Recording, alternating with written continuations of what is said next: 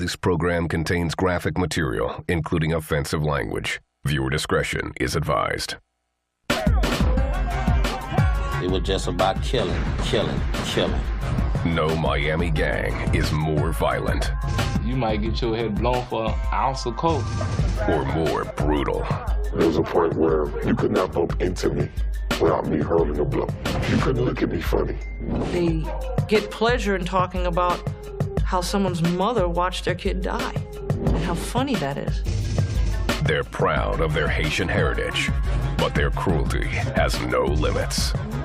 You torture your loved ones to try to make the parents talk. And if violence doesn't work, they'll call on the dark power of voodoo. A lot of people has been taken out through black magic. They call themselves Zopound, Haitian to the bone. We won't let nobody come in our hood and take over and think they're gonna run over us. Zopound, man, I'm everywhere, man. In the jungle, you gotta kill to eat.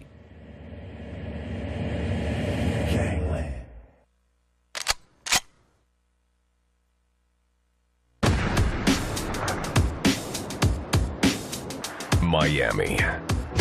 This South Florida city is famous for its Latin flavor, Art Deco buildings, and endless nightlife. It's also a U.S. gateway for narcotics traffic from South America and the Caribbean, with one of the highest crime rates in the nation. Since the 1980s, much of Miami's violence has centered in Little Haiti, a poor neighborhood 3 miles north of downtown.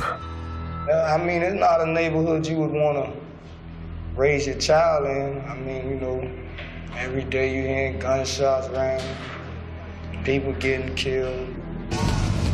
This neighborhood is home to some 40,000 Haitian immigrants and has been overrun with drugs, gangs, and carnage. That's kind of like why they call Little Haiti Little Vietnam. There's war out there, man. There's war out there for real. And it's all because trying to eat. March 5th, 1997. The freighter L'Arche Dende, en route from Haiti, arrived in Miami and moored. A group of 6 gangsters hid near the pier. One of them was Macazo, a local rap artist well known in Miami's Haitian community.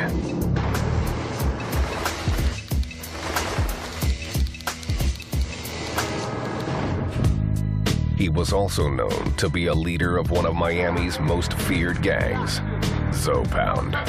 He's a little dude. He's about 5'8", but he's standing every bit of 6'7", 6'9". It's his heart. Ain't nobody messing with Mac. In the dark hours of the night, Macazo and 5 other members of Zopound ambushed the crew and forced them to the back of the freighter. They brutally beat and robbed the sailors. One man was pistol whipped into a bloody pulp. Robbing the ship's crew wasn't the gang's ultimate goal. Zopound's target was cargo they believed was hidden deep within the ship's hull. Better than robbing a bank. I ain't talking $2,000. We talking about units. If torture was necessary to get what we came to retrieve, we did what was ever necessary. Remember, we wasn't coming for, you know, a couple of $1,000s worth of coke. We was coming for a couple of million. Zopound is a secretive gang known for this type of piracy, home invasions, torture, and murder. When it don't stop till the casket drop, it's like we don't stop hustling till we die, man.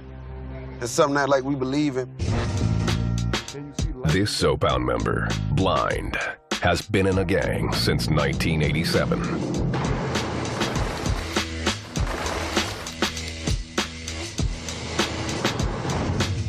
I had a shootout when I was 12 with some dudes in the projects. One dude took a radio from my homeboy Baby at the time, and we got in a shootout. I remember that the first time I ever seen somebody shoot at somebody. Y'all just gonna have me walking through the hood. Blind moved to Miami in 1978 with his parents. As a new immigrant, he struggled to fit into American culture. My parents didn't speak the language. The culture was totally different. It was like hard on me as a child, you know? Zopound gave Blind something he lacked: power. There's power in unity, you know?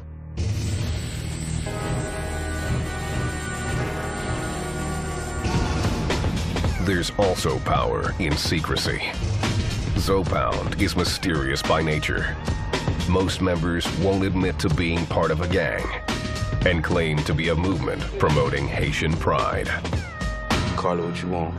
You know, everybody, it's just a form of identity. That's how they identify it as, whatever. But there's no truth to that. You know what I'm saying?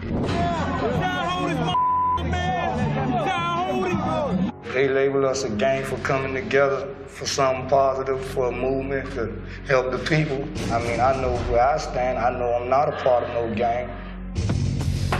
33-year-old Macazo is thought to be a leader in Zopound. He says that's only partly true.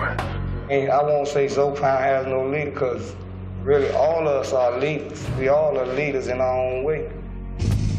Macazo moved to Miami with his immigrant parents in 1976. Since he was 16, he's been in trouble with the law. Macazo has been charged with crimes ranging from drug possession to armed robbery and murder. Well, I mean, I had my brush in with the law, but, you know, I ain't no saint or nothing like that, but, you know, I'm just on another level. Local authorities say that the gang uses its code of secrecy to cover its illegal activities.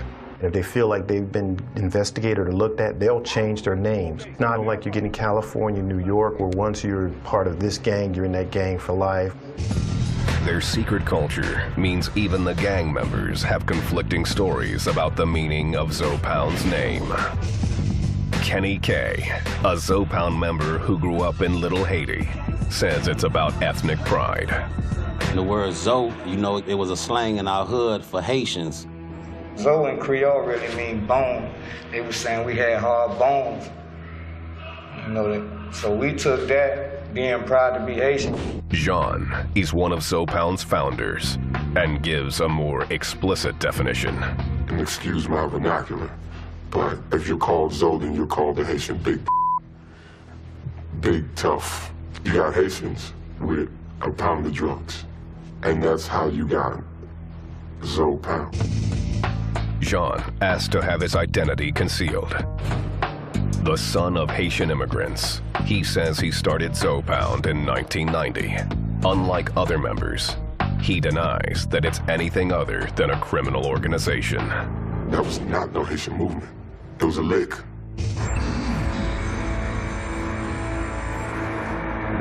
We went, we hit, we got the money, we got some guns, we had some drugs, we was off the chain. You want to call it a movement? What we did? We just was trying to get paid. Zopound developed a ruthless reputation over the years. Their specialty became a new form of piracy. Haitian ships were sometimes known to smuggle large quantities of Colombian narcotics, including cocaine and heroin, into Miami. Their gateway was the Miami River, a winding 6-mile stretch that runs out of the Everglades, southeast through the city, into Biscayne Bay. The port of Miami is at the mouth of the river. Its narrow inlets make it easy for smugglers to travel upstream and slip virtually unnoticed into any of the hundreds of private docks. These smugglers worked hard to conceal their shipments in order to stay a step ahead of U.S. Customs. They put it in the boats and well it and like that. You're talking about hundreds of thousands of dollars in cocaine. Some local Haitian dock workers were part of the smuggling rings and were willing to tip off Zopound for a price. You got the old Haitian man, we call him the Haitian Poppy. He tell you what's going on, he give you the format, you know, how to go on, how many people on there, and he even tell you specifically where's that. You from Miami, you know boats come in, the boats getting robbed, they getting touched.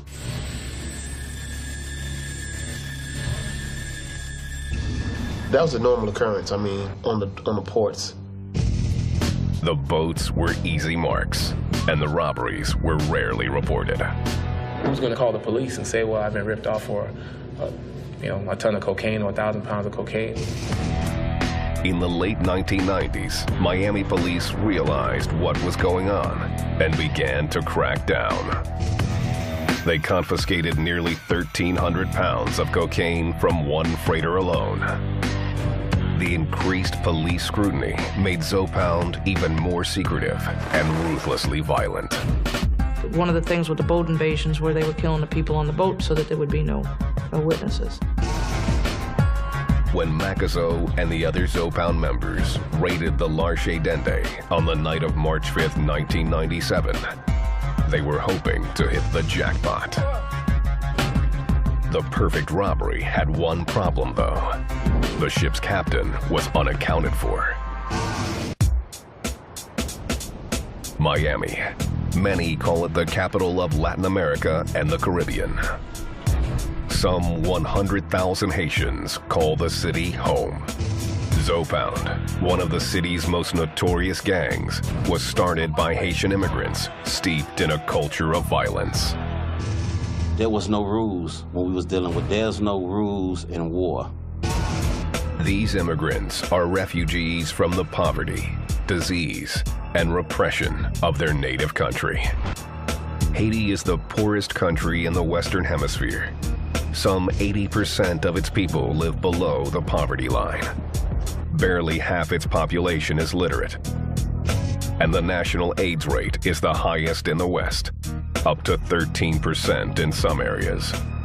People are victims of the social and economic injustice. Anyone who talked about Haiti and say, well, they talk about the poverty that exists there. Miami's first Haitian immigrants fled in the 1970s to escape the murderous dictatorship of Francois Papadoc Duvalier. The refugees crowded onto old, unsafe boats and attempted to make the harrowing 700-mile trip from Haiti to South Florida.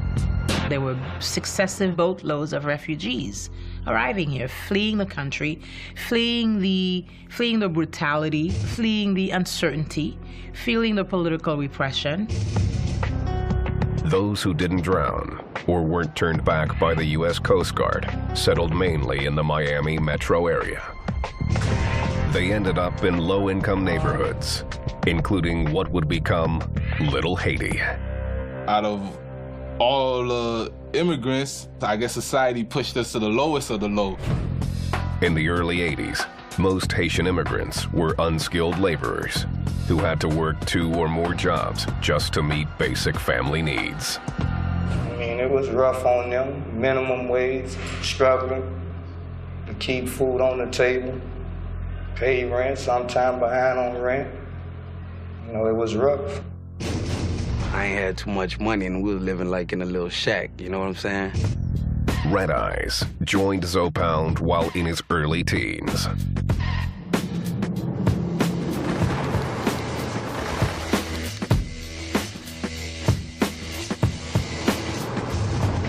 As a child, he and his friends had trouble fitting in with other kids in the neighborhood. You know, the American kids, they was wearing jeans and the sneakers and the fly Jordans, et cetera, et cetera. You know, so when you looking at that, you look, you know, you go to wanting that. The Haitians were often bullied by other children. They catch a vulnerable Haitian person that's walking to or from class or to or from school, and a mob of kids will jump on them for no reason at all. See, in those days, because of those things was happening to Haitians on Fridays, they called Haitian Fridays, they would jump the Haitians. Jean remembers one fight when he was 12. I was in the lunch line, and a kid decided to skip me. He was a bigger kid, so he kind of did me up really well. But I stood there and I fought toe-to-toe. And I got hurled.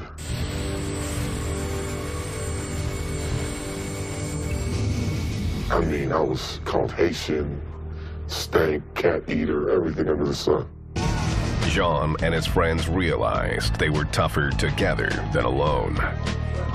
In 1990, they formed Zopound. Zopound was created my 11th grade year because now you run the risk of you getting jumped. Those people put their minds together and formed a unit and said, we're not gonna go down like that. We ain't finna let these people take over us and make us no slaves. You know what I'm saying? Zopound was the most powerful of many Haitian gangs that formed in Miami, all loosely organized around their neighborhoods. They called themselves cliques. Their goals were simple. Most of them, it was to get respect. To get respect and to get power and to get money.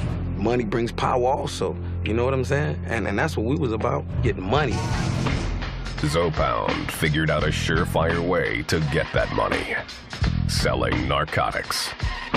I sold crack all my life, ever since I was 11 years old. While the other young boy was trying to, in the park, playing football or baseball, I was on the streets getting money. The gang started to hang out on Northeast 56th Street and 1st. They dubbed their headquarters the White House. We right here in Little Haiti, 56th and 1st, in front of the legendary White House where we used to hustle. Like I used to tell you, you know, hustle. Sell a little weed, sell a little everything we can get our hands on, you know what I'm saying?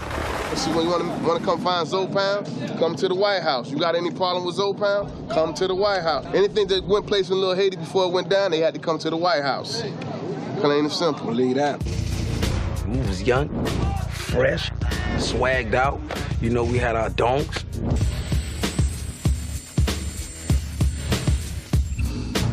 Everybody with their candy paint.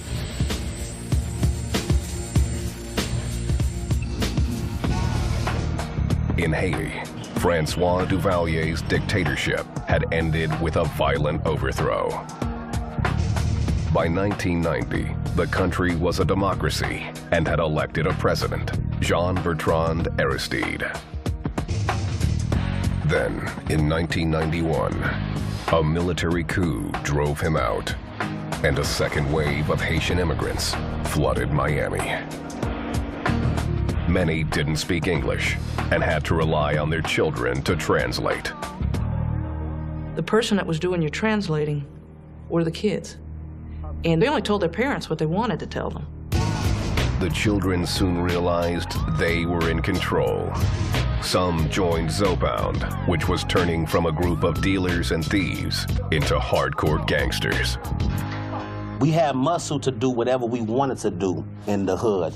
We was in stealing cars and change the serial number, sell them. We didn't even rob banks, man. 94, 95 was when Zopound then became what you would call an official, recognized gang of killers. Jean quit Zopound, convinced its primary goal was no longer to make money, but to commit murder. In his mind, the force behind the change wasn't rebellion, but the gang's deepening involvement in the drug trade. We went from the weed to mixing. At the time, we called it bulk.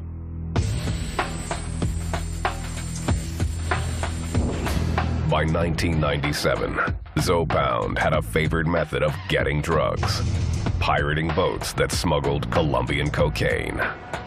The Colombians started setting up a hub in Haiti because they saw an opportunity to get their drugs to the United States through using these Haitian vessels. The Miami River, with its miles of winding waterways and numerous available docks, was a natural setting for the smugglers. It was easy. Come in, offload, and everybody's happy. It also offered easy pickings for Zopound. Crew members that fought the pirates were beaten, tortured, and sometimes killed. Oh, people lost ears and fingers and certain body parts, you know, to pertain the answers to what we needed to know. Zopound established a fierce reputation on the streets, even among the hardest gangsters. I have not found a group that's not afraid of them. Our Latin groups I tease with, why don't you set up shop back here? And they'll look at me and are you nuts? those Haitians will kill you. One Haitian gang, the Street Action Posse, or SAP, tried to challenge Zopound and paid a heavy price. Yeah, a little bird flew over to us and told us that they was gearing up to come kill us. And they came and got what they asked for. February 8th, 1996. SAP triggered its attack on Zopound. They planned a hit on the Zopounds, an ambush. For some reason, the Zopound had gotten wind of this. Someone had tipped them off. And they laid an ambush waiting for the SAP boys to show up. They had nothing better to do but try to with some who was doing some real who was getting some real money, and they wanted part of it. When SAP rolled into Zopound's neighborhood at North 56th Street and Miami Place, a fierce gunfight erupted. They done shot at some of my boys, whatever, and we done retaliated, shot at them. 22-year-old Rovington Roll was one of the SAP gangsters involved. He jumped out of the car to get a better position and met a hail of Zopound bullets. The driver stayed as long as he could, and he pulled off while the dog was trying to go back in the car. You know, it was an ugly sight then, you know? He died with his gun right there. He hit him by over 130 times, and there were about 200 shells out there. It turned to corned beef hash, man. Breakfast. The SAP boys left Roll to die on the street. They just left him behind. No one stayed around to render him aid. Miami police got a tip that one of Zopound's leaders, Macazo, may have been the trigger man who fired the fatal shots. One individual told me that it was in fact Macazo that actually shot Mr. Roll, as Mr. Roll was actually trying to flee. But that was never confirmed. No one from Zopound, including Macazo, was ever charged in connection with Roll's death. The reason? They were a violent group, a violent gang, but nonetheless, in this particular instance, they were ambushed. Zopound remained firmly in control of Miami. There wasn't no problem because we wiped that problem out as soon as it came up. Miami, 1996. Zopound, the most secretive and violent Haitian gang in the city, was operating out of its headquarters on 56th Street, or the 5-6. When you had to come through 5-6, you had to put your window down to identify yourself. If not, your get shot up, and you couldn't ride around 2 times. Your get shot the up. Zopound didn't care where they staged their shootouts or who might be killed. One notorious incident took place near a North Miami Beach swimming pool. Said there was like 67-year-olds getting swim lessons in the pool as rounds are going back and forth over their heads. And there was 64 rounds left on the scene. Some members of Zopound publicly deny they are a gang, claiming police are unfairly branding them. They put the label on us as far as being a gang, but that's not what the movement was about. It was just about standing up for our people, making a way for our people.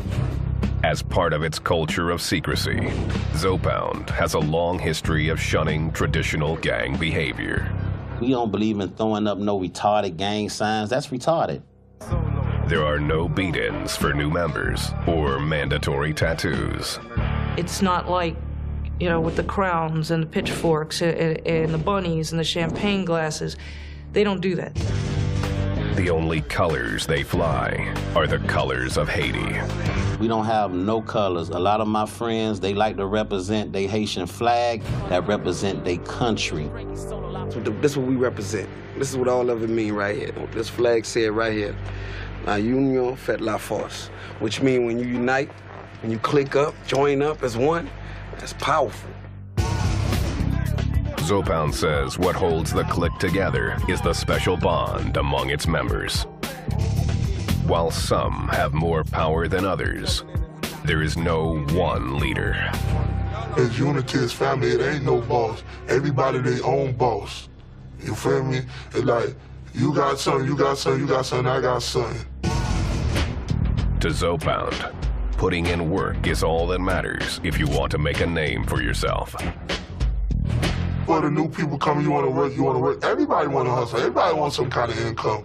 But by you showing your loyalty and your dedication, make you step up to different ranks. Loyalty and dedication often translate to random violence.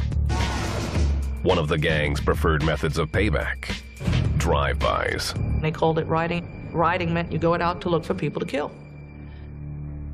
And they just drove around until they found the people they wanted to kill. But if you shoot at me, I'm gonna shoot at you back. I ain't gonna come out there with no knife.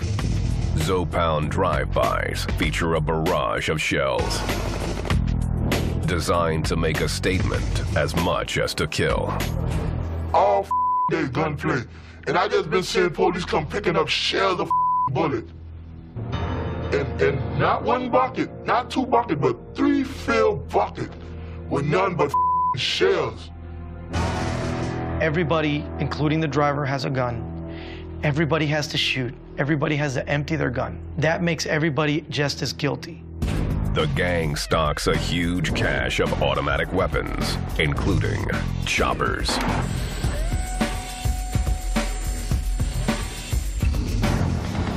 And they say the chopper, because whatever comes in the way, get chopped up. That gun is an epitome of power. It shoots a big round and does a lot of damage. That's a weapon of choice. Zopound doesn't always simply shoot their enemies or victims. Torturing them is often more effective. They have learned that violence controls people. If you're terrified of me, I'm going to get what I want, one way or the other. Zopound finds frightening new uses for common household items. People that was with me, whatever, they done plugged up the iron. You know, if you drink, we'll straighten you out. You know? Get the irons heated up, and they do some up, man. They get people daughters, people kids, torture them, trying to make the mama talk, torture the mama, torture the daddy. They torture your loved ones to try to make the parents talk. Even a simple teaspoon can become a torture device. No, we ain't have no iron. We had to use a spoon or something, put it on the stove or whatever. You get that hair smell first, and then you get that, like, a burnt meat, like, you know, kind of smell. Trust me, man, I done seen killers, man, run out the room like, man, I don't want no parts of that, man. You know? These gangsters have no fear of law enforcement. You gonna put me in jail? So what? Even the threat of the death penalty means nothing. And their mentality is, if I kill you, what can the state do to me? They can kill me. So once I've killed you, if I kill 14 more people, what can the state do to me? They can only kill me one time. Zopound does fear one thing: the mysterious power of voodoo. Voodoo, which originated in Africa, is practiced widely by Haitians. Voodoo is a religion, and is a tradition, is a way of life, is a social life. The ways of voodoo often breed more violence. Yeah, they got people sell their soul to come up. 1 minute you see a mother broke, they sell their soul while they go to the witch doctor, to the voodoo lady, but they gotta bring a sacrifice, like bring a child or something and stuff like that. So you selling your soul and selling somebody else's soul for your soul. Many Zopound members believe it gives them protection during gang warfare. My friend was in the car, and someone drove up on the car and shot the car like 10 times. And he showed me a little scratch, and he said the bullet went through him, but the voodoo protected him. If you believe in something, And if you go and commit a murder and you didn't get caught, it worked, didn't it? In your mind. The gang's members often consult priestesses of voodoo before committing their crimes. They'll tell them, I'm gonna go kill somebody and I need the spirits to protect me and this is what I want. They'll sew them something together or they'll draw them something and they'll charge them $1,000, $2,000, $3,000 for these items. And here it is, this will protect you. Police have seen the power of voodoo work in their favor. We were interviewing a young man for a homicide, and he wouldn't confess, wouldn't talk to us. Mother came in. She was a practicing voodoo priestess. She came in with a big, giant red ruby ring, and they started rubbing it, and they said a prayer, and she said, they cannot touch you. Tell them what happened. And he went on to give us a full confession of the homicide. Needless to say, he's in jail. He's been found guilty, and it didn't work for him. In the end, Zopound respects the one thing they feel is more powerful than they are. I don't necessarily believe it, but he do. You know, so, you know, I don't with the voodoo at all. Point blank, period. It's nothing to be played with whatsoever. Miami, Florida, 1997. Zopound, the city's most powerful and vicious Haitian gang, had developed a unique way of making money, robbing ships docked along the Miami River. Storming them, much like pirates, although they came by land, but they're like pirates. And it was stuff that you would see out of a Chuck Norris movie, yeah. The freighters often carried millions in illegal drugs stashed in their hulls. Gangsters in Haiti would tip off their counterparts in Miami. So the tip, it'll come here, so all you need is the name of the boat. And then once it get here, then you gotta wait the custom go on there and clear it.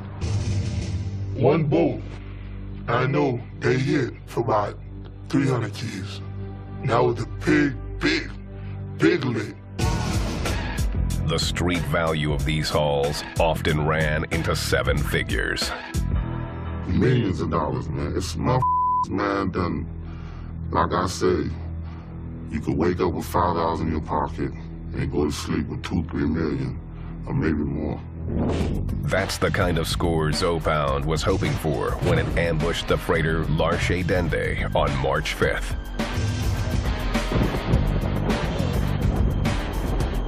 6 Zopound gangsters forced their way onto the ship. According to Kenny K, they were well prepared. A few of my friends politely invited themselves on the boat, and they had blowtorches. Before turning blowtorches on the ship's hull in search of hidden drugs, Zopound subdued the boat's crew, robbing and brutally beating them. In the chaos, the ship's captain jumped overboard. He swam to shore and quickly called the cops. The police came and a few of my guys got arrested, you know, had them on the news, you know, accused them of being pirates.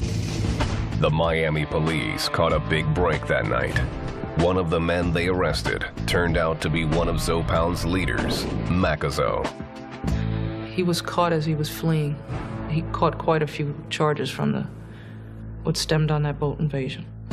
Macazo was charged with burglary, armed robbery, and use of a deadly weapon.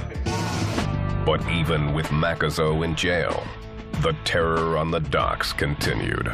These guys were violent. They won't give anything up. The only thing that they would give you is a hot piece of steel from a gun. July 14th, 1997. Pirates attacked the transport ship Vanderpool Express at a Miami dock on Northwest 30th Avenue. Miami police found 4 crew members dead on the scene. A 5th man was found alive, blood gushing from his slashed throat. He died later at a hospital. Vanderpool Express was a very ugly homicide. Miami authorities immediately suspected Zopound, but there wasn't enough evidence to link the gang to the murders. There were also no witnesses. Zopound became even more brazen in its efforts to steal drugs. They started a spree of home invasions. We speculated the fact that the drugs came from the boats and it was dropped off to these stash houses, and then that's when the home invasion robberies were being done. The gang would get tipped to homes where drugs and cash were being stashed. A Haitian gang member in Haiti would get information that a person was coming to the States with money. They would contact their contact in the American Haitian gang, and they would set up a home invasion. They don't normally go into Joe Schmo's home. Most of their home invasions are not random. The targets are normally they've been staked out. This Zopound member remembers a long and uncomfortable stakeout. 48 hours straight in the car, pissing in, the little Gatorade, gallon, whatever, pissing it up, man, just to get this money. Zopound's home invasions were swift, terrifying, and usually featured torture. He'd kick in the door, hold everybody hostage. There was people sleeping, wake them up, tie them up, cut off the phone lines, whatever, put them in separate rooms, and ask each of them, where's that? The gang's tips weren't always accurate, but they thrived on blood and violence and showed no mercy to their victims. They would go to this house and do this home invasion, torture these people, and sometimes I even committed a homicide, and the people in this home are totally innocent, had nothing to do with nothing. One innocent victim was a 45-year-old father named Fred Benoit. On December 22nd, 1998, Miami PD was called out to his home. In the middle of the night, they cut his phone lines, came to his home, forced their way in, and shot him. The man's teenage daughter had shielded her younger brothers in another room while the intruders ransacked the house. When police showed up, the men took off empty-handed. My information that I received on this victim, he was never involved in any illegal activity. He was just a hardworking man who provided for his family. Again, the cops suspected Zopound was behind the attack. I don't know nobody who did that to nobody. You know what I'm saying? The police kept running into another obstacle with their investigations. No one from the community was talking. The only time that these get reported is if somebody gets hit, or if a neighbor happens to call. And in some of the neighborhoods, the neighbors don't call. By 1999, Miami police were frustrated by Zopound and called in the FBI to help set up a series of sting operations. We started setting up home invasion robbery scenarios, actually going out there and setting up houses with, kilos and money. The traps worked, but one big fish got away. Just 1 month after his arrest for the attack on the Larche Dende, Macazo was set free from jail when a judge threw out his case. The Zopound leader was back on the streets. What lawyers do what they supposed to do. They beat the case, and and the DEA been hot ever since then. Miami, 2001. After years of senseless killings and home invasions, an FBI-led task force set elaborate traps for Zopound and began putting away some of the city's most violent gangsters. The sting operation involved federal, state, and local authorities and was dubbed Operation Riverwalk. The goal, to end the violent crimes attributed to Zopound. They literally closed down the Miami River for drugs. Close it down. The authorities say that Zopound is keeping a lower profile for now. I don't believe personally that the Zopound continues to involved in any kind of activity, at least not to make themselves notorious. Some members like Blind and Red Eyes remember the gang's most brazen era. Any given time in Little Haiti, man, you can find somebody dead on the corner. Sometimes you can find cars with multitudes of people in it dead, but that's what took place in the hood. Used to be out here like you can imagine. All that from down there all the way around this corner. All the candy painted Chevys all across the street, all over here, everywhere. We was the police out here. We was the law. Today, Miami police make their presence known in troubled areas like Little Haiti. We go into the worst gang neighborhood that we know, and we just walk the neighborhoods. Drugs and guns are still very much a part of the Miami scene. We're down here in Little Haiti off of 58 and Northeast 2nd Court. The city had received some information that this was a drug house and that they had AK-47s. Officers don't hesitate to stop suspected gang members in Zopound's stomping ground. There was a vehicle across the street over here with somebody standing outside, too, by the house. And they stopped them. When they searched them, they found cocaine and marijuana. That's what we found so far. So 2 bags of powder cocaine and a little bit of marijuana residue. With Zopound keeping a lower profile, the criminal activity in Little Haiti seems to have decreased. Send me somebody, Jody. Welcome to Miami. Okay, my guy was asked to kick off his shoes. When we did, we noticed a little something in the shoes. I guess this is why my guy, jumps high and runs faster, because the shoes will get you higher.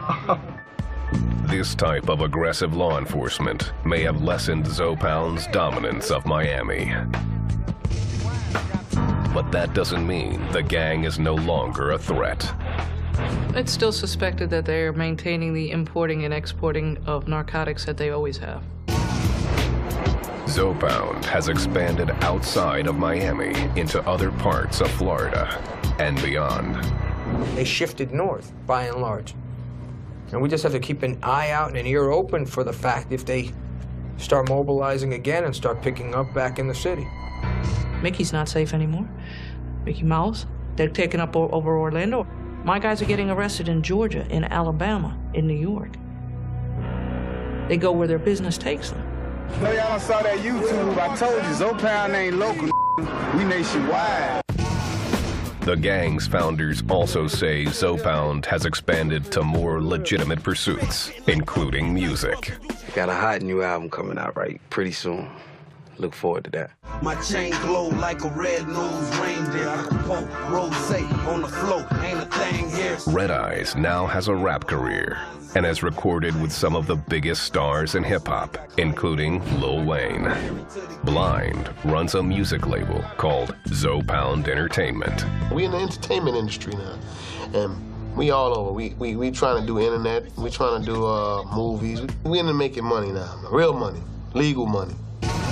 One of Zopound's leaders, Macazo, has been occupied with legal issues.